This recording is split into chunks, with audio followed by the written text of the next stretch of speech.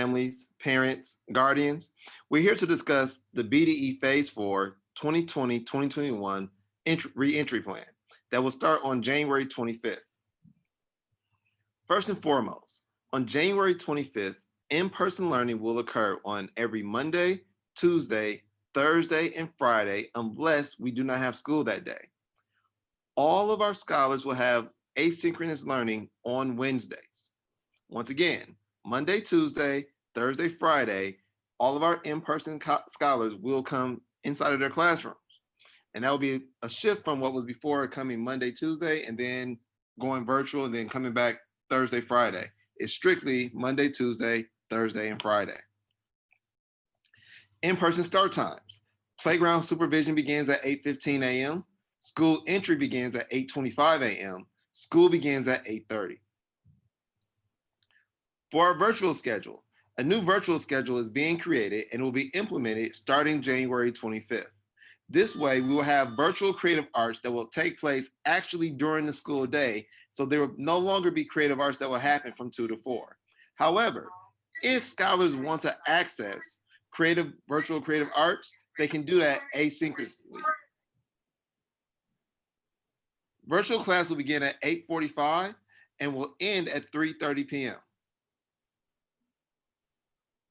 Here are a list of the in-person educators that will be beginning on January 25th.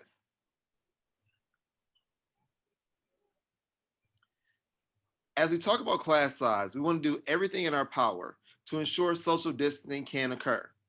With that being said, the maximum number of scholars will be 24 scholars in a classroom. If you remember before, it was 15. However, we're also looking at the American Pediatrics Association, and they're saying that social distancing can be anywhere between 3 and 6 feet. And this is just one thing we want to make everyone aware of. If you change your mode of instruction, or if the virtual teacher is going to teach in person, there is the potential change of the teacher of your current scholar. We apologize for this in advance, as we have continuously had to pivot all year long. We thank you for your patience, your perseverance, and your support during this time. Riding bus 4. Blue 4 is ready to board. Blue 4. The wait list. In order to ensure that we are able to have classrooms that can meet our social distancing expectations, anyone that missed the method of instruction change from virtual to in-person will have to contact the office to be placed on a wait list. Once you have contacted the office, we will reach out to you regarding next steps. In the event of an absence or a quarantine, if your child is absent, we're going to treat it like a normal absence, and there will be the opportunity to have makeup work or in-class work given to your child upon their return. In the case of a quarantine, if your child's last name is A through L, they will be assigned to one virtual teacher. If your last name is M through Z, they will be assigned to another virtual educator. At that time, during this process of learning, the in-person educator will also follow up with your child at some point in time to ensure that they are understanding the material, because once again, we have planning across all of our grade levels. So what's happening in one class, we can ensure is happening in another class. Supplies. Yes, we still have supplies that are needed for our scholars, especially now in the midst of a pandemic.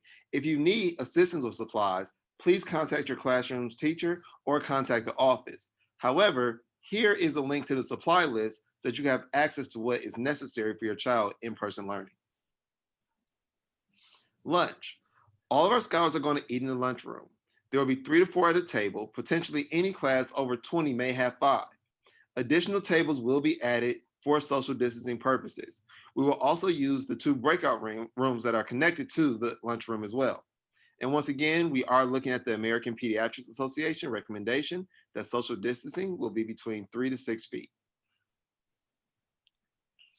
Arrival and dismissal.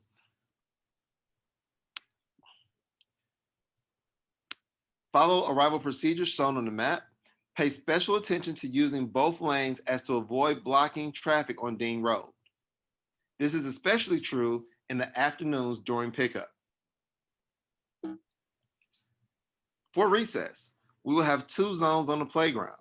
And yes, once again, we will have more kids, but we're still going to follow the American Pediatrics Association guidelines in regards to social distancing of 3 to 6 feet. And please be sure and rest assured that we do have access to cleaning materials for all of the equipment on the playground as well. YMCA, before school and after school programming will begin. Phase 4 approved to have full day programming even on Wednesdays. That's right, if you are a member of the before or after school program, you may send your child to in person YMCA care on Wednesdays. Look for information for registration. Once again, we want to make sure that we're communicating with you as much as possible about the Phase 4 implementation that's going to happen. So we have a video explanation. This will be recorded and placed in the Falcon Fly. The PowerPoint presentation will also be included in the Fly. Next week, we're going to have 2 meetings. The first one will be on January 19th at 6 o'clock p.m. It will last approximately 30 minutes. The second one will be Wednesday morning, January 20th at 7:30 a.m. We're trying our best to communicate with as many families as possible. At this time, if you have any questions, we look forward to answering them for you. We can't thank you enough for your patience and support. We look forward to seeing you next week, ironing out any other details that we need to iron out, and continuing to ensure a high level of learning for all of our scholars. Thank you, families. We couldn't have done this without you, and we will soar together.